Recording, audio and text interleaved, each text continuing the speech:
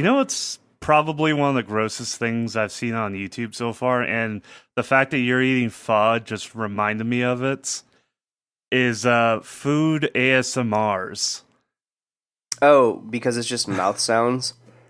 Yeah, but it's like they just make it just so.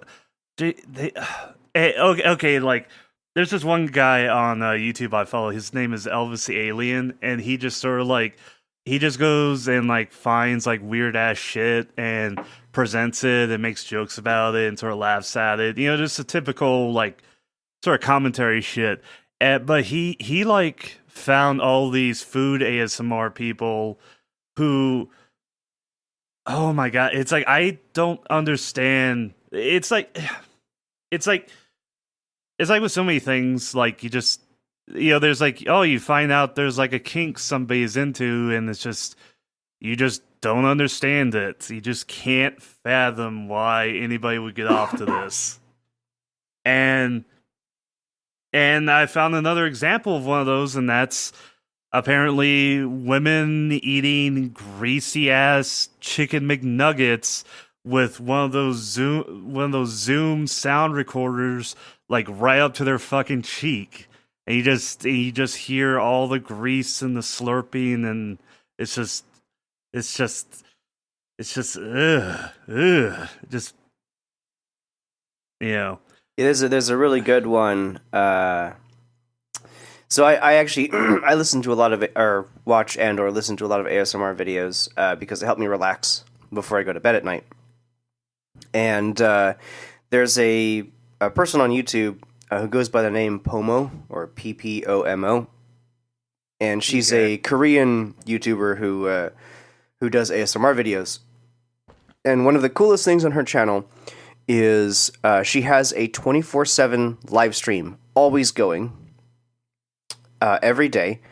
That's just a playlist of her videos that changes based on whatever the most popular videos are on her channel, determined by the number of views they've gotten. So, and it's really cool and everything, and I like that, and it's awesome. Except there is one video that is just like really popular on her channel that I don't understand at all, and it's literally just a video of her putting her face right up next to one of those 3DO microphones, the one with the prosthetic ears, and just eating Yeah. fried chicken.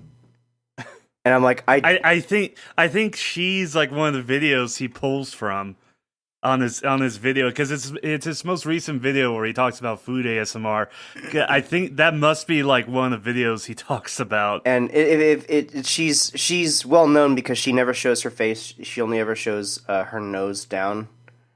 Yeah, Uh, yeah, yeah, yeah, and it's just one of her videos is just her just like fucking going to town on a package of fried chicken, and I just don't get that one. That one irritates me. Like all the other ones are cool, like, oh, here's a video of me like pouring water from glass to glass, and I'm like, that's kind of relaxing and it's a nice sound. Water is a nice sound. That's why we have ponds, and that's why people have fountains in their yards, because it's a relaxing sound. That makes sense.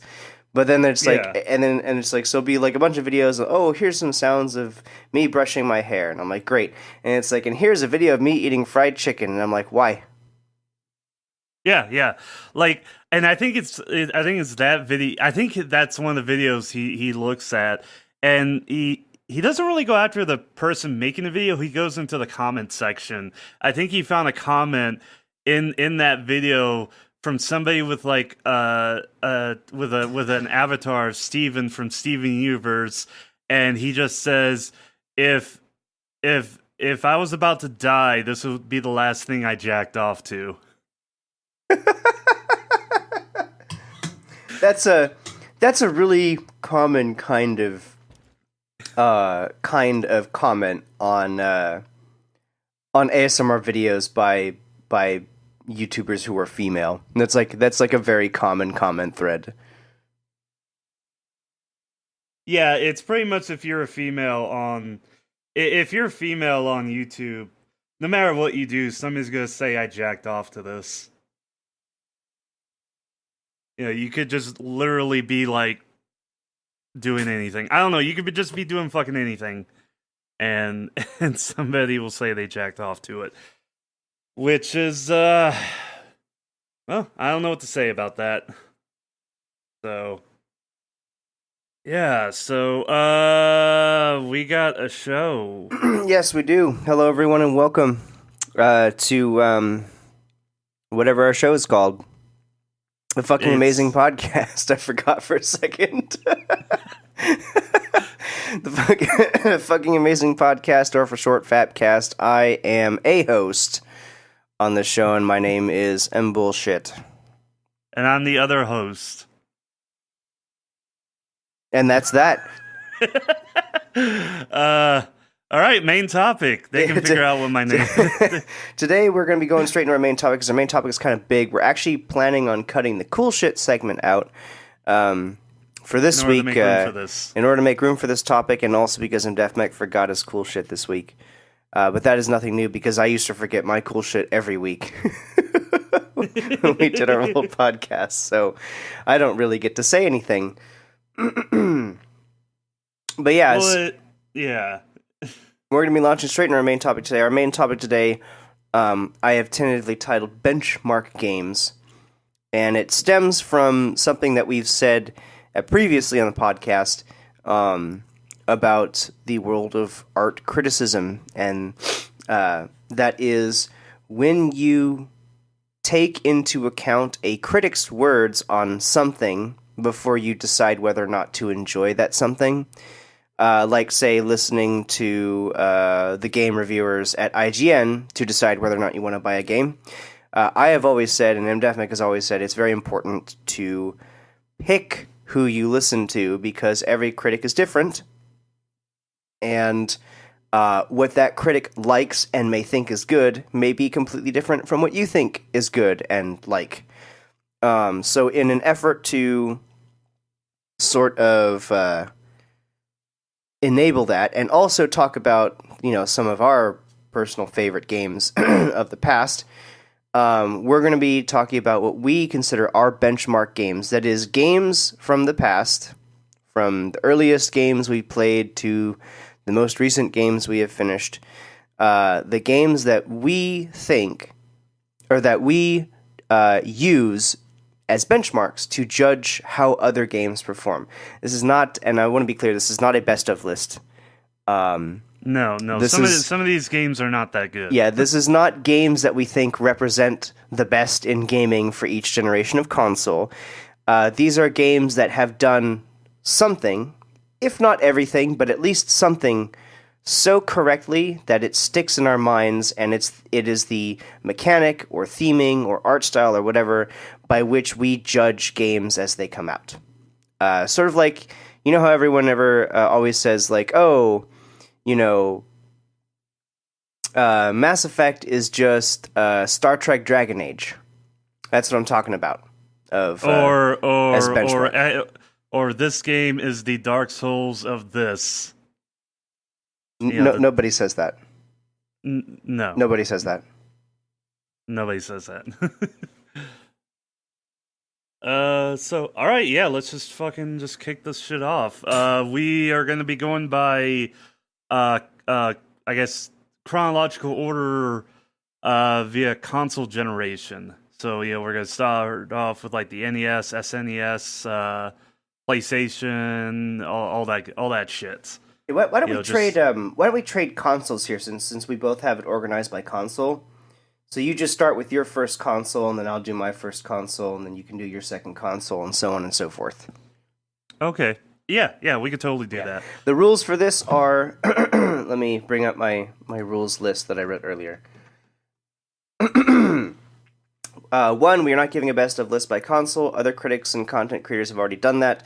Games we list are just the games we immediately think of when playing new ones. Benchmark games that may not be the greatest, but have at least one aspect to them that is so good it is used as a benchmark for how we judge how other games perform. 2, we will be sticking to consoles. The reason for that is because if we got into PC gaming, we would be here all day.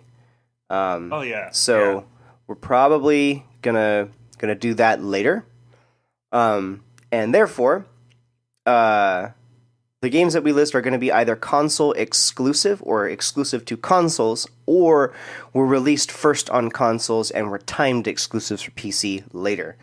And 3, we're not doing any more than 3 games per console per person. For fuck's sake, we don't have time. Yeah, we don't. MDefMeg and I have both played so many games, and DefMeg has played more games than I have. That to really get into the games we like, the benchmark games that all the benchmark games that we have, yeah, it'd take a while. So why don't you start us off, since you actually have the earlier console first? You begin with the NES. So why don't you go first? All right, so the first game I have for the NES is Super Mario Brothers 3, and the reason I consider that like a memorable game, a benchmark game, is because it took like the platformer and it was the first one I can think of that just like greatly expanded on the platformer. Whereas like with Super Mario Brothers 1 and 2, you just kind of went in a linear order, from one stage to the next, and that was all. Then that was also used. That also occurred in like later on Sonic and Alex Kidd and so many other games. It was just like there's just the old way of just doing the game, where it's just you go 1 2 3, just in a linear path. Whereas and with Super Mario Brothers 3, at least for me, that was when like the platformers sort of became less of that and more of an actual world. Like you had an overhead map, and you could go explore around, and things would happen in the overworld. That's what it is. It brought the overworld, and it did it in such a cool and interesting way, where stuff was happening in the overworld that could affect your gameplay, or you could just skip levels. You could skip stages. You can go do something else, and that's something that once Super Mario Brothers 3 did, it started happening in other games as well. And when you look at it, that was almost every Mario Brothers game afterwards did that same thing. They did that over and over again. So yeah, that's why I consider SMB3 to be like a benchmark game. My second game is Abadox, and Abadox is a shoot 'em up, is a horizontal shoot 'em up, and to be honest, it's not that good of a shmup. It's very extremely difficult, and you gain power-ups which make playing the game easier, but if you die, you go all the way back to no power-ups. Which, if you're in the later part of the game, you might as well just shut the game off, because you cannot keep up. So gameplay wasn't that great. What it did that was really noticeable for me was it set a mood. It set a very visceral sort of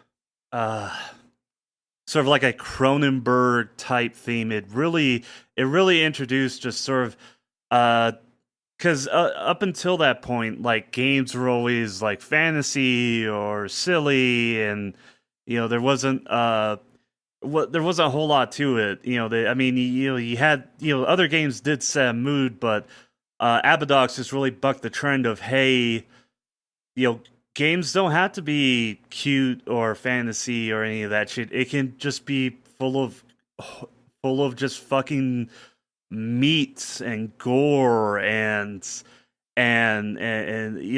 let's just have a giant living planet full of flesh that you have to destroy, that you have to fight against. And and it just had such an impact on me that because it set such a high benchmark, where it's like because you have games like Splatterhouse as well that kind of did that too, but Abadox just was really, really fucking ambitious with that whole sort of biomechanical Cronenberg, just living flesh planet kind of theme. Uh, and then my third NES game is Star Tropics, and when I played Star Tropics the first time, it was just sort of like this overhead sort of adventure game to me, and it really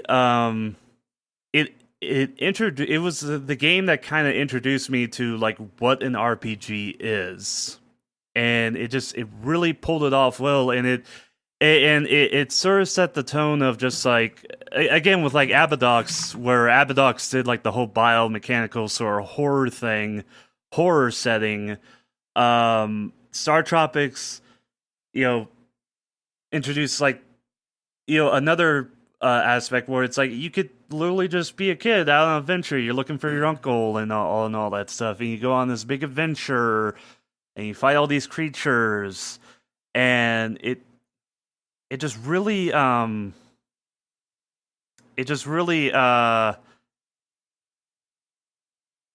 think the reason I wanted to include it on this list was it was a really good game to introduce people to RPGs. More so, much better than Mystic Quest, because I'm sure when bullshit, Mystic Quest came out on the SNES, and it was specifically designed to be like my first RPG, and it kind of did it in a really ham-fisted kind of. It didn't do it that well. It really treated you like you were just fucking stupid, and Star Tropics just handled it so much better. It didn't approach it from the trying to think that you were an idiot. It realized that you do play games and you understand basic game mechanics, and it just sort of guided you and adapted you towards a more RPG setting. And so that's sort of like a benchmark for me, is like how well this game just shows how well you can introduce people to a new concept or a new genre of gaming, in my opinion. So yeah, those are my three games for the NES. So I think we could pass it on to you. All right, brings me to the SNES, which actually works out well because you don't have anything for the SNES on your list. Yeah, I do. Oh, you do? Oh, okay. I must have missed it. But yeah, so I have three games here. They're short little blurs. It's been a while since I played them, but I often think back to these when I'm playing other games. First is Second Densetsu 2, or Secret of Mana, which was actually introduced to me by a friend of yours, MDefMech, quite a while ago. I really like this game because, and a lot of my earlier games that I think back to that'll be on this list are on there for this reason. I love this game because it pushed the console it was on to its limits. It was very difficult to have a proper action game on the SNES that wasn't like, Mega Man. Yeah. And Mega Man had been already done, and there were lots of other games like Mega Man. And what they managed to do with Secret of Mana was create this sort of isometric perspective action game, similar to, I guess you would say kind of like Diablo, except it was a JRPG. You could pause and use items just like you could in any other JRPG, but instead of it being this turn-based combat system, it was an action-based system where you had your party members running around and the enemies everywhere, and you had to constantly be hurting enemies around, figuring out what items to use, and generally doing the normal whacking, on the heads of things. And it was just a game that they didn't really make very many games like this one. There weren't a whole lot of isometric perspective, top-down action games that weren't shmups or, shmups. There weren't really very many action games that were great on the SNES, except for things like side-scrollers. So it was kind of an interesting perspective that's very different from other stuff that was happening at the time. And I think back to this game because, like I said, it's a game that pushes the limits of the console and wasn't afraid to try something generally very new that hadn't been done on a console before. So So I have a lot of respect for people who try and push the limits of either a piece of machinery or, what the conventions of the gaming industry are. There are going to be a few titles on the list that are there for the same reason. It's just that this is the one I think of when I think of the SNES. My second game on SNES is Donkey Kong Country. I don't think I really need to explain why. It's a fantastic platformer. That's it. It's a fantastic platformer, and it also introduced us to high quality 3D models. That, yeah, and things like the concept of instantaneous character switch and stuff like that. Yep. So I mean, it is a gold standard platformer. There's really nothing else I can say about that. Third game on there also requires no introduction. It's Chrono Trigger. Gold standard for a JRPG. Fantastic turn-based battle system. I'm one of the few people, not few, I'm one of many people who believe that the turn-based battle system is something we can still do today. And it's not an outdated system if you are creative with it. Even for its time, Chrono Trigger was creative with its battle system, but in looking back on it now today, it's really just a standard good version of a classic turn-based system. And I think it's something that people should look at when designing games today, because I don't think the turn-based battle system is dead.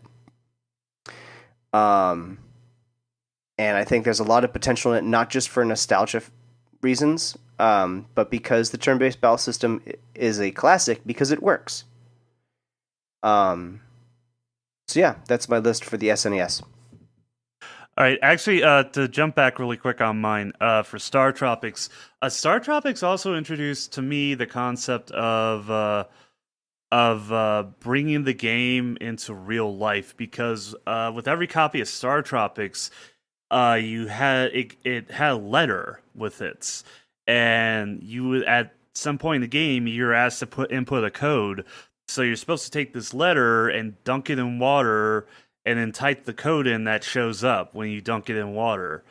And that was a really cool concept because it meant you had to go into real life, and read this letter and figure out how to get the code, and it was also really handy because it kind of killed renting the game. Though a lot of rental places just like wrote the code in the box, so you didn't have to worry about it.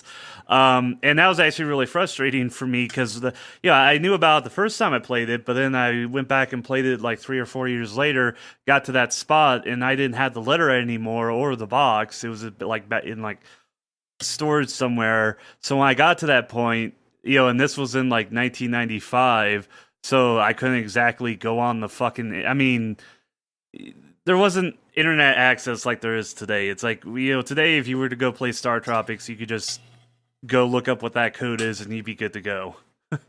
So yeah, but that's another reason why Star Tropics is on my list, is that it combined real life and with the game, and it did a really cool, interesting way. And it's altered reality kind of thing. Yeah, altered reality kind of thing. All right, so my next console is going to be the Game Boy, and this was my first handheld, and I got it with a copy of Tetris, and Tetris is just on there for obvious reasons. It's not the first. It's the best puzzle game, and probably the first killer app. First killer app, and first successful casual game. Like, you could literally just pick it up and play it and then set it back down. So Tetris on there, obviously. Second one is Pokemon Gold. That was my first Pokemon game, so that's why I'm saying Pokemon Gold. And that's because it was my to me, it introduced the concept of collecting of just like essentially video game dogfighting. That's or cockfighting. Uh, it introduced like there's a brand new concept of just like collecting all these creatures and training them and leveling them up and having them turn into bigger and better creatures and just it just opened up that whole world to me, and that's why for me it's a benchmark game. Lastly, and this was specifically for the Game Boy Color, was Shantae, the very first Shantae game. And that's sort of on there the same reason you have Secret of Mana on for the NES or SNES is because it really pushed the limits of what the Game Boy Color could do. It really it was it was a pretty decent platformer, but just like the music and the graphics and stuff just really pushed that little fucking thing, push that low console to the limit, and it came and just so you know, like Tetris came out in 1989, Shantae came out in 2001, so that was like 12 years of just experience with this low console just to push it as far as it could. So yeah, all right, back on to you. Actually, why don't you? Let me see. I'm looking at your list. I should probably catch up to you because yeah. In the interest of keeping things kind of in the order of how consoles came out, why don't you go ahead and do your, excuse me, Sega, Genesis, and SNES. Genesis, SNES, and arcade. I'll catch back up to you with PlayStation. I have to get up for a second, anyways. Okay. Yeah. So for Sega Genesis, I have two games. First one is Theme Park. Now, this did come on many different platforms. It came out on a bunch of computer systems as well, but I played it on the Sega Genesis, so that's why it's on here. And it introduced me to it's my benchmark because it's like the first and most enjoyable business management sim that I ever played, and as the name says, you build your own theme park, and you got to manage repairing your rides. Basically, just a lot of business stuff. You describe the concept of the game. It sounds really boring, but it manages to make it fun and interesting. Theme Park. That's my first Sega Genesis game. Second one is Sonic CD, which technically came out on the Sega CD, but I'm including it here because it's. You kind of need both systems. Just incredible music, a well-designed game. It showed me the concept of of changing levels by traveling through time. So you get to certain area, you hit certain checkpoints, and if you go fast enough, you can go back in time or go into the future, and you're playing the same level, but it's different in certain aspects, which was really fucking cool to me. Okay, on the SNES, my first SNES game is SimCity, and yes, SimCity did come out on other systems beforehand, but the SimCity for the SNES was very, very different. It was actually Maxis licensed it to Nintendo, and Nintendo basically made the game, and they gave it their own spin, made it very fun. It's a very calming game. It's a very peaceful game. It's a game you could just pick up and play and just spend a few hours, spend hours in it and just have a nice time, nice enjoyable time building your city. Second game is Super Bomberman, and this was my first party game because you play as you get a couple friends and you play Bomberman and you try to kill each other and and all this stuff. And yeah, that's it. It was a lot. It was a very fun game, a very fun party game, and I think it really kind of influenced later party games such as Mario Party and basically Mario fucking Party. All right, on to arcade. Actually got two shmups here, and the first one, Raiden 2.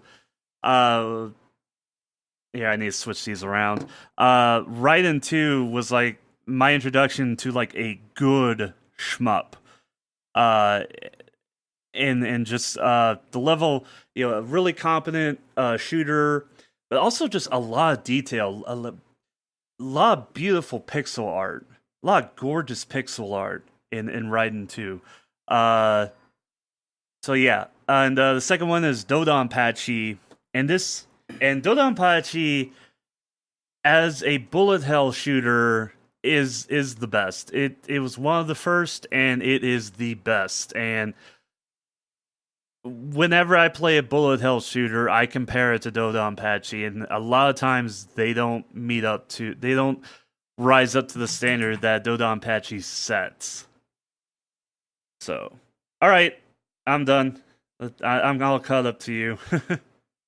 Okay, that brings us to the PlayStation 1. I only have 2 games for this one because I actually didn't really play a whole lot of stuff on the PlayStation 1. I played like a few games, but not many of them really stand out. But the first one is Parasite Eve.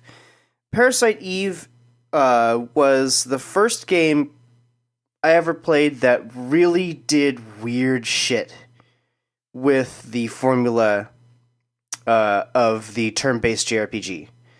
It had a really unique targeting system. You could move your character around to dodge attacks, but then you had to. Everything was sort of done on a kind of ATB-like system, like from Final Fantasy VII.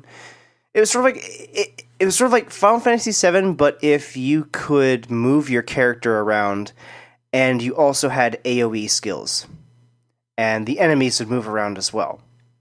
Very bizarrely unique battle system that was very fun, hard to get used to, but very fun.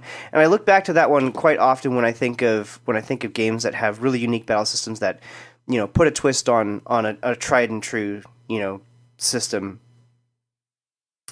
It also had, it was a very creepy game, and that might be one of the reasons why it stuck with me. But very, very, very fun battle system. The second game on PS1 that I have is Tail Concerto, which most likely most of our listeners have not played, which is a crime. It's a fairly generic puzzle platformer, not anything really special, but I always think of that one in terms of being brave with art style. It's a furry game. All the characters are furries, so yeah, great. Obviously, that's why I like it. But it had a very, very unique art style that hadn't been seen in video games. This is an art style that we see often in film, sometimes on television, and most often in manga format. But it had never been done in games before. And I always love to see when game developers go out of their way to do something in a game or a style or have a style of art in a game that hasn't been done before. Sort of like that video that I linked a couple weeks back of the guy who created a painting, who recreated a impressionist painting in City Skyline. Yeah.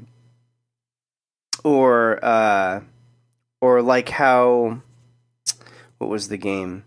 Or like how unique the art style of Broken Age was, the Kickstarter-funded Double Fine game. Very unique art style, and that's the kind of thing I like to see people experiment with in games. Not saying that Broken Age was a good game. That's another discussion entirely. But I like to see that people try with new art styles rather than just having, whatever the art style of the generation is, like how we just passed that sort of gritty brown and gray post-apocalyptic aesthetic, and that's starting to go away and we're getting all these new things. I like to see people try and break the mold with art style, and Tail Concerto was certainly one of the games that did that. Yeah. Okay, let's see. All right, so that also brings me to the PlayStation as well. And okay, so my first game for the PlayStation is Final Fantasy VII, and it's on there because it wasn't the first, and it's not particularly good at anything, but it it brought JRPGs to the masses and brought the concept of like massive cutscenes with a beautiful a large beautiful world and a huge epic story and all this stuff. It really just brought all it showed that games could do a lot. Games could tell stories and make you feel feel things, feel a wide variety of emotions. I mean, everybody, yeah, Eris dies, and everybody cried about it, even though I don't know, she wasn't that good. To me, she wasn't that good. She didn't do Um, anything. she was just a healer, you know. But yeah, it wasn't the first, it wasn't the best, but it was the most popular, I guess. Second game is Ace Combat 2, and this game it's a arcade an arcadey flight action game that really there were other games like this before, but they weren't that good, especially on console. It was pretty much strictly arcade because that's the only place where you had the power to do this kind of stuff. And Ace Combat 2 with the PlayStation brought that experience home, but also brought like sort of a leveling up system. There wasn't like it didn't have levels like in an RPG or other games. It was literally you just earned money to buy new aircraft, and that's how you sort of progress because you got gradually better and better aircraft, so you can keep fighting, across this huge war. So yeah, that's sort of my bench. This would and yeah, yeah. It just brought this. It for me, it's sort of what signals the death knell of the arcade because it brought something that was a strictly arcade experience and brought it to the home.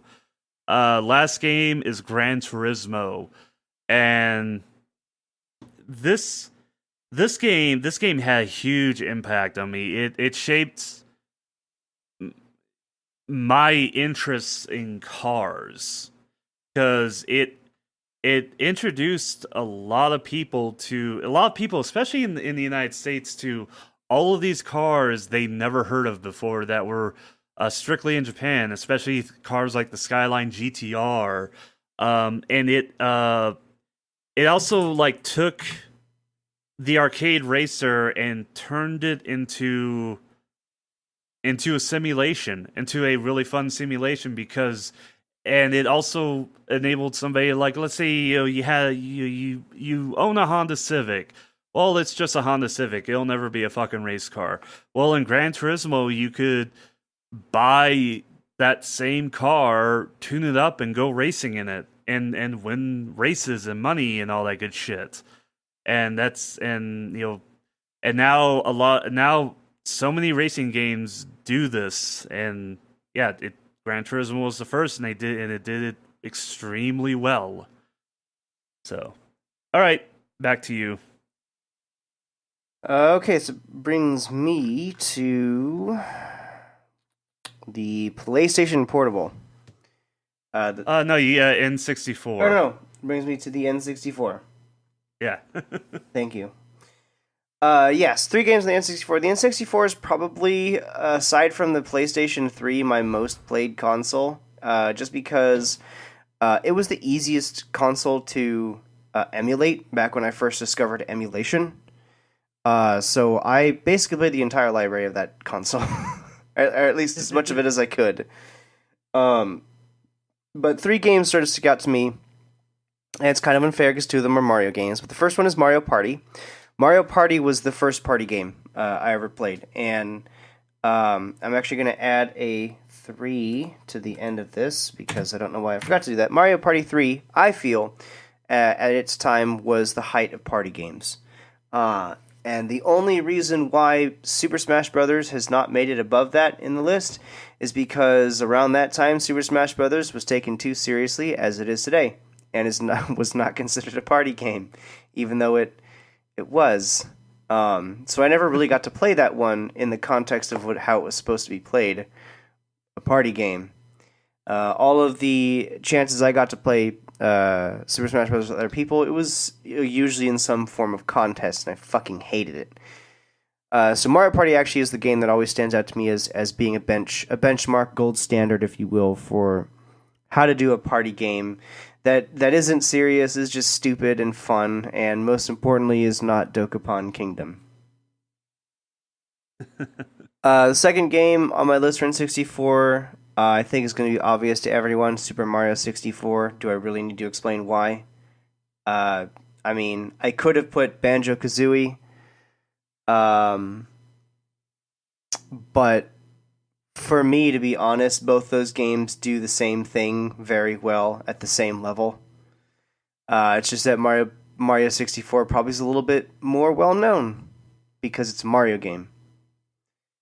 So yeah, third person platform action adventure. Yeah, I mean it's a gold standard. You can't. They even remade Well, it. That's how good it was. well, you also have to remember, like the only game that did something similar to this before Mario 64 was Conquer. Yeah, it was 3D Bubsy. 3D Bubs, yeah. Yeah. Last on my list So is actually Conquer. Conquer's Bad Fur Day. Not for the same reason though. I did not really like Conquer's Bad Fur Day all that much as a game. Um, the platforming and all the action and everything, didn't like it as much as some of the other games at the same time that came out, or in the same generation that came out.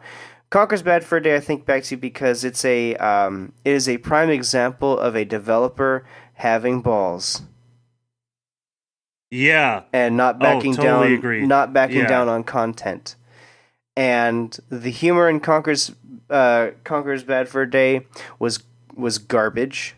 Um, the just the absolute and utter level of crassness was ludicrous and unnecessary, but I like that the developers stuck to their guns with the aesthetic and the theming of that game, and I really wish more developers would have the balls to do that.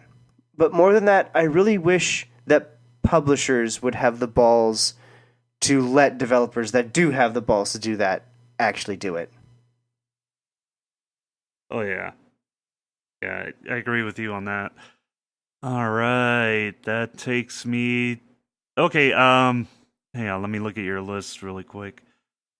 While I do my next 2 consoles, because I only have one game for those. Yeah. And then that'll bring you up to. That'll bring me up to where you are actually. Yeah. Okay. My next console I have is the Sega Dreamcast, and yes, I did actually own one. I was very happy with it. And they're live. They're live for the Sega Dreamcast. The only reason it's a benchmark game in my eyes is that it brought 3D titties to the playing field. It brought 3D titties that were amazing. So yeah, that's the only reason it's on there. That's it. That's the only reason. Boobs. Boobs. Just boobs. Next console is PlayStation 2, and the game for that is GTA San Andreas. And that just brought a gigantic open world where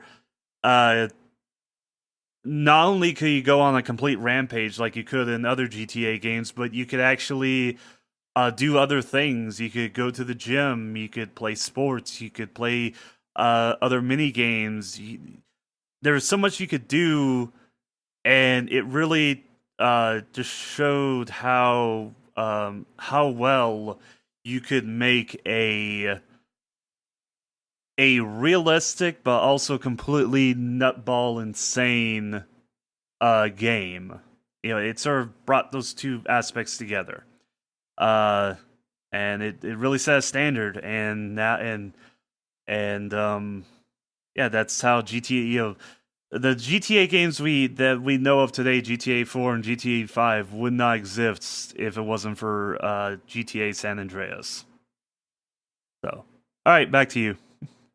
I'm gonna do my next two here because I actually have GBA and you don't. Oh, right. Yeah, so I'm gonna go straight to the Game Boy Advance. Only two games for this one. The first one's Golden Sun, the first one. Golden Sun is a fine example of pushing a console to its limits. It really, really taxed what the Game Boy Advance is able to do in terms of rendering. And was also a phenomenally huge game, despite the fact that it was on a handheld. And its sequel, Golden Sun 2: The Lost Age, was what, like 3 times as long as the first one? Ludicrous. They were very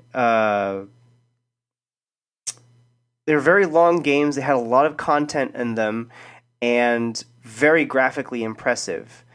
The battle system, was pretty standard JRPG. It had a couple interesting mechanics. You had the Jin and the summoning, but it was they didn't really go out of their way to do something wholly new with the battle system.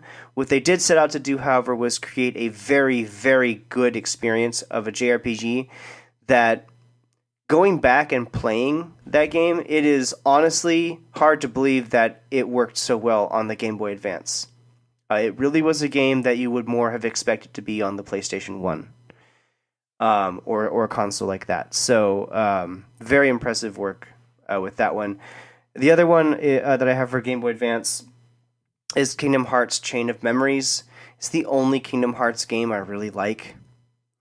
I really didn't like the Kingdom Hearts series. I couldn't get into it. There were just so many aesthetic things about that series that I just did not enjoy whatsoever. But Chain of Memories is great because Chain of Memories is another fine example of how you can push a console. But more than that, it is a fine example of how you can really get creative with a action like battle system. Having it be sort of actiony, but then you have the mechanic where you got to pick cards out of a deck is just such a bizarre. It was such a bizarre battle system. A lot of people hated it. I don't know why. I thought the battle system of that game was really good. In fact, it is easily, for me, that battle system is easily the best part of that entire franchise. Because that franchise is just a mess. That franchise fucking sucks. I don't give a shit. I've never, don't get me wrong, it looks like it could be good, and I understand why people like that series, but I can't get into it. I'm not excited for Kingdom Hearts 3. That shit's fucking garbage. That brings me on to the PlayStation 2, which I think catches me up to you here. And it does? Okay. I actually have 3 full games for the PS2 because the PS2 is my second most played console. Not including ones that I've purchased, like the PS4, the PS3. PS2, I missed entirely. I emulated every game I ever played on PS2. But I did play quite a few, and a few of them stick out to me as games that especially now today, that since we're getting closer to present day, that these are ones that I look back to and reference quite often. The first one is Tales of the Abyss. Tales of the Abyss is a fine example of a good Tales game. And if you've never played a Tales game and experienced the Tales, especially the modern Tales battle system, you're missing out. It has a fantastic battle system. But Tales of the Abyss sticks in my mind for one main reason, and that's because of story and theming. There have been very few games, I feel, that have gotten story and theming as solidly as Tales of Abyss did. You had a cast of very interesting characters who all had very interesting stories. And you had a main character who experienced a huge amount of growth throughout the game. I mean, the main character begins that game as a whiny, sheltered, rich kid, like the worst kind of terrible, whiny, sheltered, rich kid that you can think of as a character, and ends the game as a real hero. And the journey he takes from going from this little pissant to a character you actually enjoy playing as is riveting and interesting, and also, most importantly, involves all the other characters in the game. There have been very few games, I feel, that have managed to tell so strong a story of character development than this one. It's a very good example of how to have a character grow in a game and to have it be meaningful and make sense, and two, why you can in fact make a main character of a video game that people hate and don't want to play as. Because that's part of the experience. You hate that main character at the beginning. He's a dick. And you hate playing as him because he's a little bitch. And as he grows and as his moveset grows and he levels up, his character becomes a lot more bearable and then enjoyable, and so does he become a lot more intricate and interesting to play as. That said, of course, you can just play as Jade for the entire game. That's what I did. Second game on PS2 for me is Makai Kingdom. Makai Kingdom is not a very good game. Oh, man. Makai Kingdom is by NIS America, and it's a spin-off from Disgaea. But instead of being a grid-based tactics game, it's a radius-based tactics game where everything is a circle. This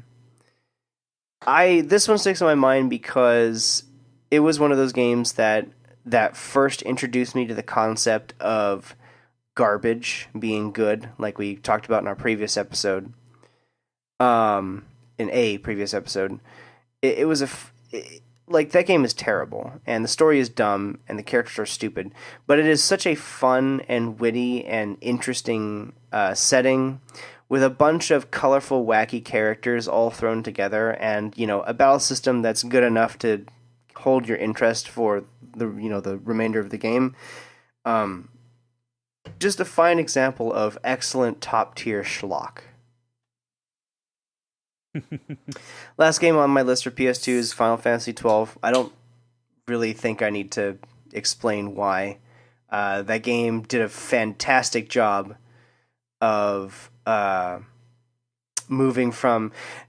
one of the things people always complain about with Square Enix is how Square Enix tries to reinvent the wheel every time they come out with a new Final Fantasy game now, and that's not wrong. They do. And sometimes it doesn't work and people hate it, and the game is Final Fantasy 13. And sometimes the effort is warranted, the results are great and people love it, and it's Final Fantasy 15.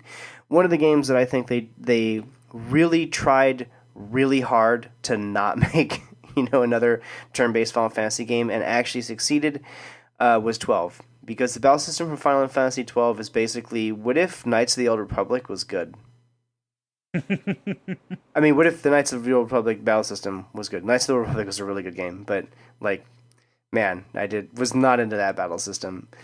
Final Fantasy XII's battle system is like everything that was great about Knights of the Old Republic, but not set in D&D 3.5 and better.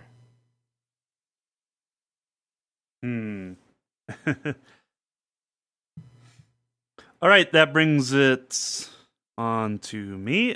Let me get back here. So my next console is a GameCube, and my first game is Paper Mario and the Thousand-Year Door, and that's a very excellent game in my opinion. And just so happens, a lot of people also have similar opinions.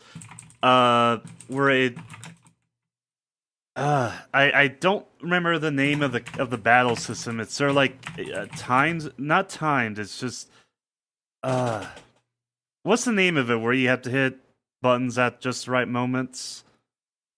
I forgot the name of it. But yeah, it did that, and Yeah. it did that, and Not a rhythm game, but kind of a rhythm game. yeah, and just uh, having a bunch of weird and interesting characters, a very pleasant art style, and yeah, just sort of really popularized that kind of battle system that I can't remember the name of. But yeah, it's just sort of on there, and it's like, yeah, of course, this is a great game, and it's also something I call back to a lot of times because a lot of games base their combat system on this, notably South Park's Stick of Truth, which a lot of people made reference to as well. My second game is Eternal Darkness, and this is on here because this sort of showed how a game could completely fuck with you and really, really make you fucking paranoid. Like, legit fucking paranoid. It was a horror game, very Lovecraftian horror game, and especially since along with the scares, and you didn't really have a health bar, you had a sanity meter, and if shit got too fucked up, you would start having hallucinations and stuff, and eventually it would get to the point where it would actually fuck with you, the player, where it would change, it would show enemies that weren't there, it would mess with the volume, and ultimately it would actually like pretend to change channels or worse, delete your save file. Now that didn't actually happen, but it freaked a lot of people out the first time they saw it. So yeah, that's on there just as sort of like, hey, look, games could really mess with you and fuck you up, and you can never trust video games after this. So, all right, I think that brings it back to you.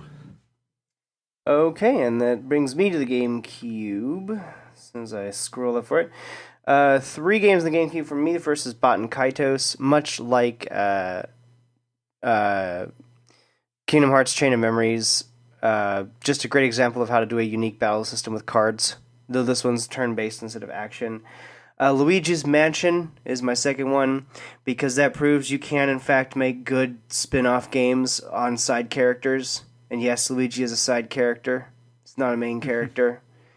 You can do it, guys. You can. It's fine. And they're good. They can be good, and they can sell well. Please do more. Please make one only about Peach. That would be great. Third is Wind Waker. I don't think I have to explain why. It's Wind Waker. Everybody likes Wind Waker. So now we're getting up to later consoles where you have more games. Why don't I actually do PlayStation Portable before we move on to you? Okay. Because I don't think you have PlayStation Portable on your list at all. No, yes. I don't. PlayStation Portable is my most played handheld by far, and I am not afraid to say that it's not the Game Boy Advance. For most people, it's the Game Boy Advance or the DS or the 3DS. Nope. My most played handheld console is the PSP, because it was piss easy to hack. That's the only reason.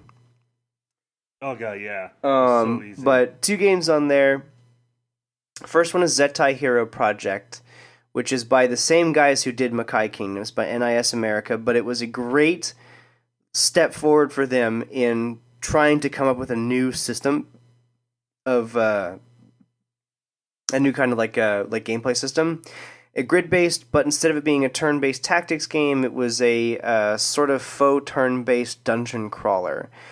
And it worked out so well for them that they ended up making two spiritual sequels to it on PlayStation 3, which are actually on my list. But I love Zeta Hero Project because Zeta Hero Project is a great example of how you can create a niche game for a very specific kind of audience and still be successful. Zeta Hero Project was a game for people who were fans of Sentai. If you weren't a fan of like Power Rangers or Kamen Rider or Beetleborgs or anything like that, that game made zero sense. And it was a very exclusive game because of that, but it was still very successful because people still loved it. The only other game to really have balls in that arena was an American game called Chroma Squad. I think that we talked about once, maybe on a previous podcast. Very good game. Yes. That's PC, so we won't go into that. My second game on PSP is God of War Chains of Olympus. I'm not really that big a fan of the God of War series. I've played all of them at least once, and I own a few of them, and they're fun and all, but not really my kind of game. But Chains of Olympus was a game I loved. I played Chains of Olympus so many times because up until that game came out, no one really would have thought the PSP could be used for something like that. For a handheld game, that game was incredibly impressive. It was big. It was a very bold game. It had the same responsive controls as its almost exactly the same control system as its cousin on PS2, God of War, but smaller screen, slightly diminished graphics, still ran just as well. And you could go from playing God of War 2 to playing God of War Chains of Olympus, and you would feel no difference. That's how responsive and well optimized that game was for PSP. And it was an impressive endeavor, and it was the first game to really impress me with pushing the limits of the console since Golden Sun. And I believe that does bring us to the PS3. All right. Let me head on down there. All right, so that actually brings me to the Xbox 360, and my game on there is Forza Horizon. And that the reason I put it on there is that it took the concept that Gran Turismo introduced, the whole buying a car, modding it up, and going out and racing, and it really pushed it to I guess the to another level, because while the original Forza series is basically basically Gran Turismo, except done by Microsoft, and actually, I'm willing to say right now it's better than the Gran Turismo series. What Forza Horizon did was it made a very serious sort of simulation and just made it a ton of fun. It took a very serious genre of gaming and just made it a lot of fun while keeping a lot of the hardcore aspects of it, such as, again, like modding and tuning cars and having championships and all that stuff. Yeah, and actually, because I have a lot of one-off games for different consoles, so I'll go ahead and just go head on over to the PS Vita. So I also have one game for the PS Vita, and that's this also came out on the PS3, but I played it on the Vita, and it's Dragon's Crown. And I really like this game because it makes grinding both very challenging and also kind of fun. Because all kinds of shit could happen when you're grinding in Dragon's Crown. All kinds of crazy shit. And also the art style is fucking spectacular. The art style is fucking amazing. Also, this game garnered a lot of unwarranted and unnecessary controversy, which is actually unfortunately very common these days. So that that is an aspect that has to be mentioned with this game, and it's kind of unfortunate, but hey, that's what's happening these days. So, all right, let's pass it on to you, I guess. Back on to you. All right, 3 games for PS3 from me. I mean, I got PS3 is the console I own the most games for because it's the first console I ever bought myself and didn't emulate. Um, oh, but gosh, there's so many. I'm gonna keep it to 3 though. The first one is End of Eternity, or as it was known in America, Resonance of Fate by Tri-Ace, the makers of Star Ocean. Was a one-off game that I am eternally disappointed they never did like at least a spiritual successor to, because this game was, it was terrible. It was garbage. The story was stupid. The characters were kind of bland. Art style, not really great.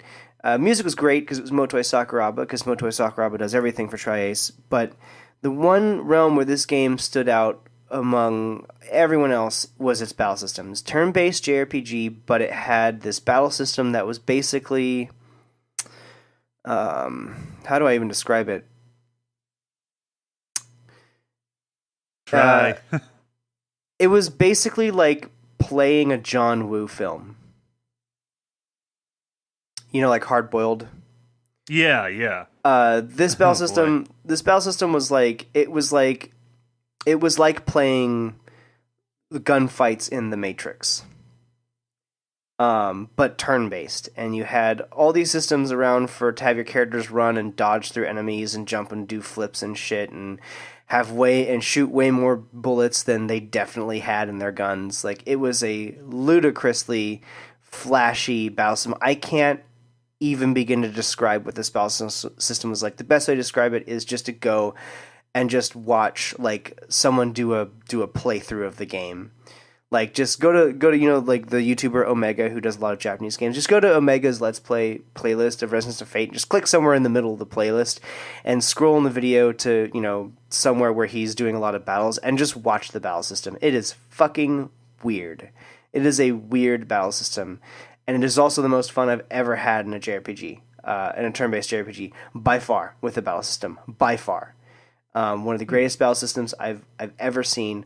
Incredibly unique, extremely bizarre, and I wish they had done something with it. But no, instead they had to go and make Star Ocean 5. Thanks, Tri-Ace. Thanks. Second game on there is Guided Fate Paradox. It's on there for the same reason that Zentai Hero Project is. It is a gold standard in how to make garbage. That's it. It is a garbage game, and you should play it.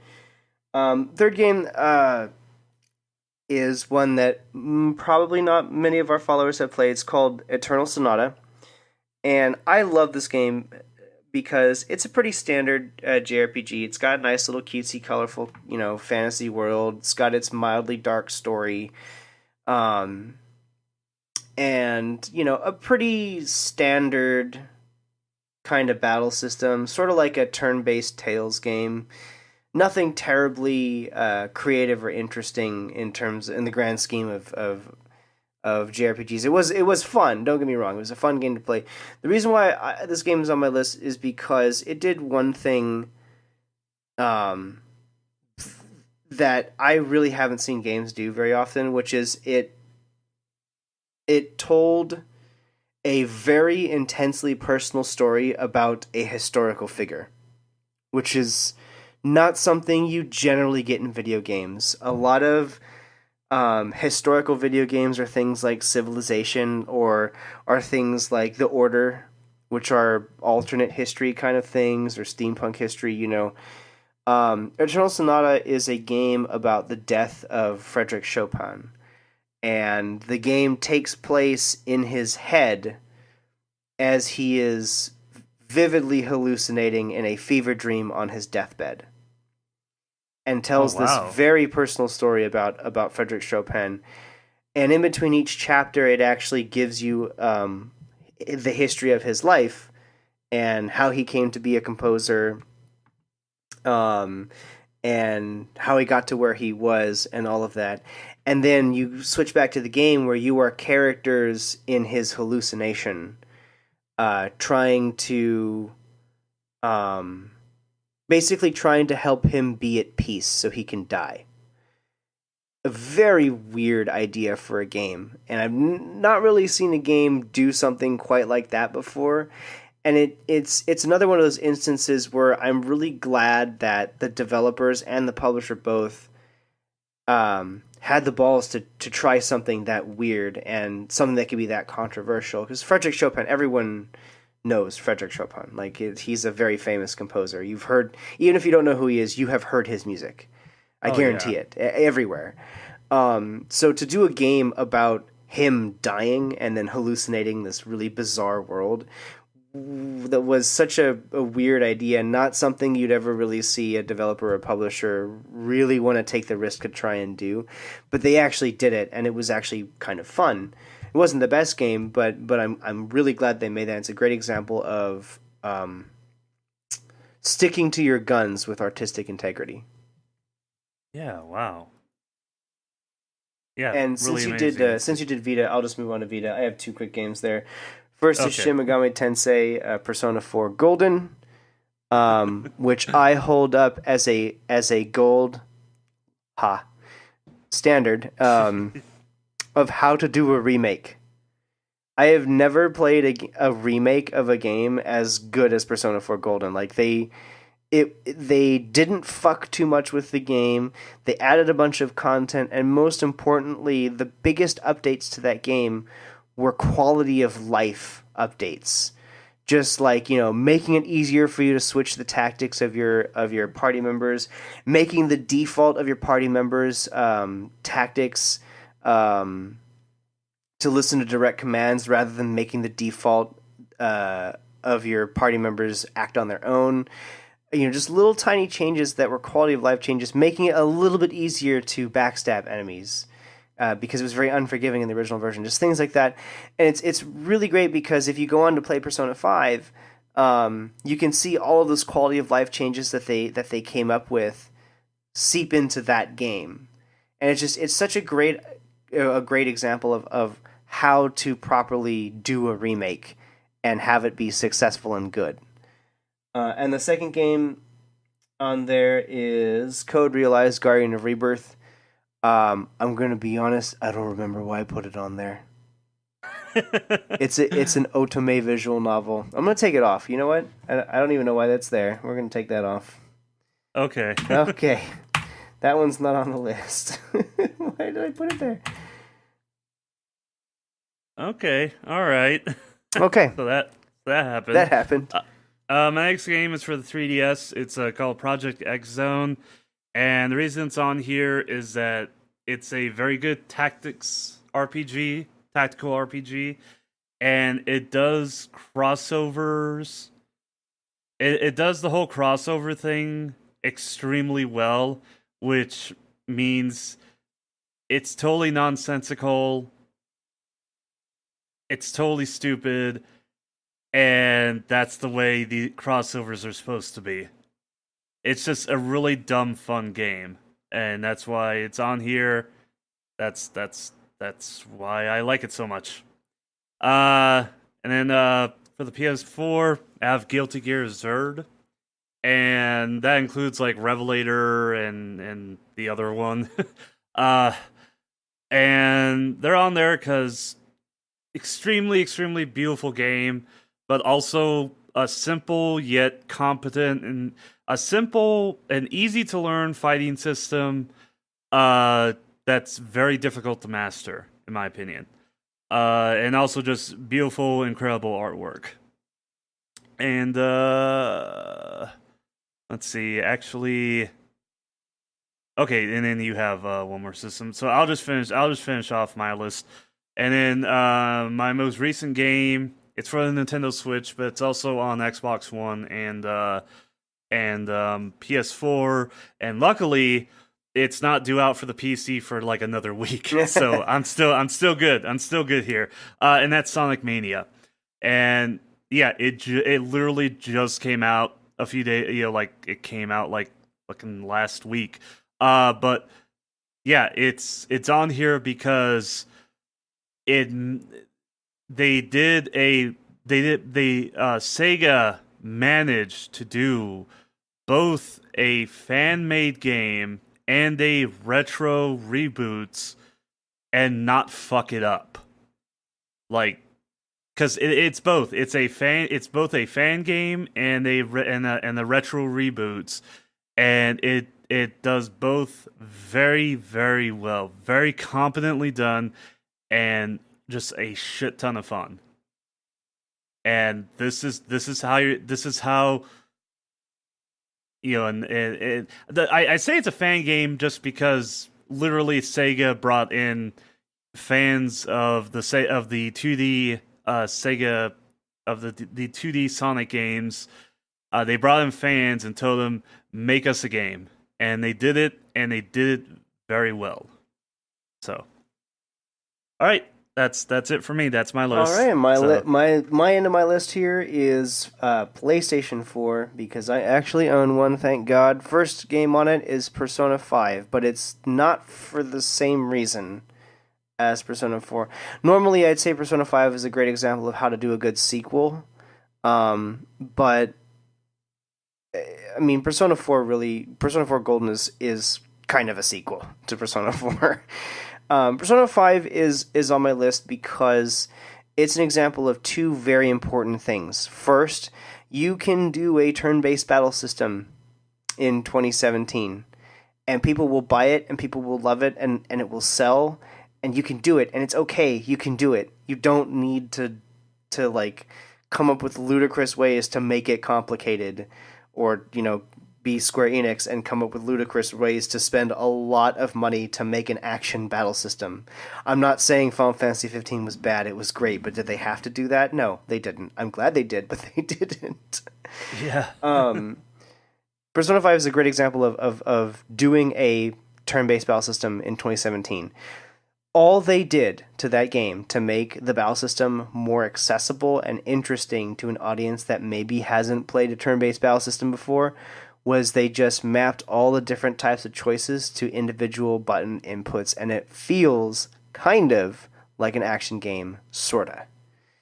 The second reason this game is on my list is because it is a fine example of how to have throughout a cohesive and in-your-face sense of style. Take any review from anyone, even the people who hated the game, of Persona 5, and they will all tell you that at the end of the day, even if they hated the game, it was stylish. And the reason why people say Persona 5 is stylish is because it picked an aesthetic and it kept it, and then it proceeded to roll down its pants and rub that aesthetic all over your face. And they never stop. That aesthetic is throughout. Every ounce of that game bleeds style, and as a fine example of how you can take a simple concept and blow it out of proportion into something that is visually stunning. And I really wish more games would do that. Second game on my list is from the Atelier series, Atelier Sophie, Alchemist of the Mysterious Book.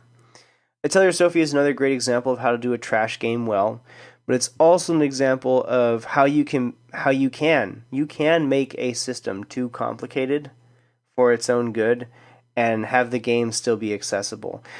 Atelier Sophie, Alchemist of the Mysterious Book is one of the most complicated crafting systems in a game I've ever seen.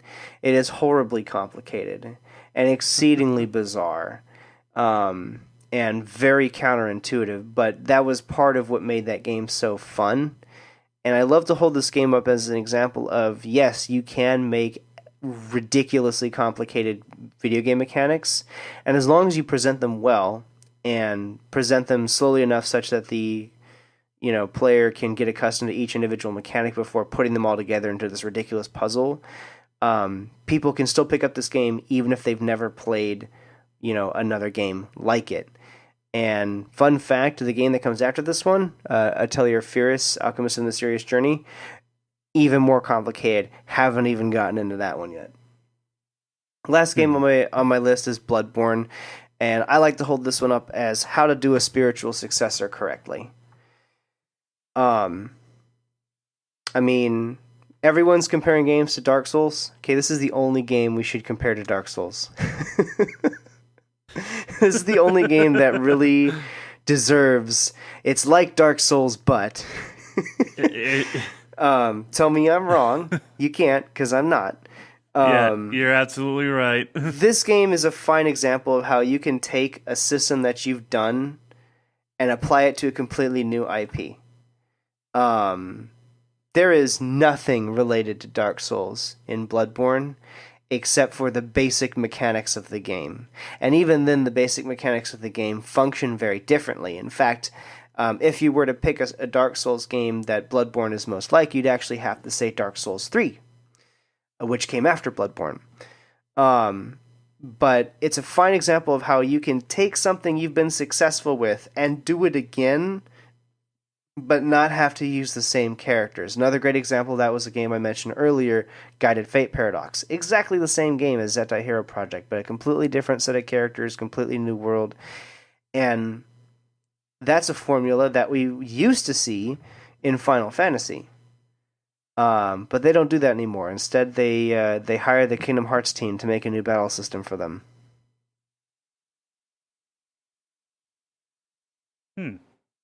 And that's that. That's the end of our list. There are a lot of games. I mean, this is not our favorite games. Some of them are our favorite games, but these aren't necessarily our favorite games. These are the games that we think of when we're judging a new game or deciding whether or not we're interested in getting a new game. Is we have this sort of, and everyone does this, not just us. Everyone's like this, whether it's books or movies or whatever. Just a list of previous works of art or entertainment in the medium that we've experienced, that we've liked, that we use to as a benchmark for whether or not we're going to like, something later. Yeah, I think we should emphasize that, this isn't like a best of or anything. Is Titty Game. Is one of my games is literally a titty game. Titty game. So, yeah. That's okay. If you like Dead or Alive, have you really seriously checked out the Senran Kagura series? I think I got one of those games as like a PS Plus game. Those are titties.